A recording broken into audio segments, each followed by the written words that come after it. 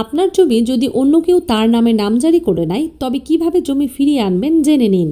যদি কেউ আপনার জমি নিজের নামে নামজারি করে নেয়, আপনি আইন অনুসারে নামজারি বাতিলের জন্য আবেদন করতে পারেন। যেভাবে নামজারি বাতিলের জন্য আবেদন করতে হবে, প্রথমে দেখুন কে আপনার জমি নিজের নামে নামজারি করেছে, কোন খতিয়ানে এবং কোন দাগ নম্বরে নামজারি হয়েছে, নামজারির তারিখ ও আদেশ নম্বর কী। এই তথ্য উপজেলা ভূমি অফিস বা সংশ্লিষ্ট ওয়েবসাইট থেকে সংগ্রহ করা যায়।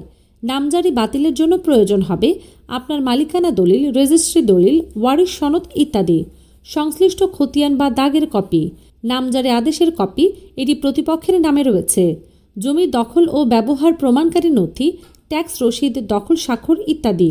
আপত্তি বা আপিল করুন। নামজারি হওয়ার 60 দিনের মধ্যে আপত্তি বা আপিল করতে পারেন। যদি নামজারি চলমান থাকে, সংশ্লিষ্ট এসিল্যান্ড অফিসে আপত্তি বা পিটিশন জমা দিন। যদি নামজারি ইতিমধ্যেই সম্পন্ন হয়ে থাকে, উপজেলা নির্বাহী অফিসার ইউএনও এর কাছে আপিল করুন। ভূমি রুলস বা ভূমি মামলা সংখ্যা 143, 1959 এবং হাইকোর্টের নির্দেশ অনুযায়ী ইউএনও আপনার আপিল শুনে নামজারি বাতিল বা সংশোধনের আদেশ দিতে পারেন। আইনি পরামর্শ বা তথ্য জানতে আমাদের ফলো করুন।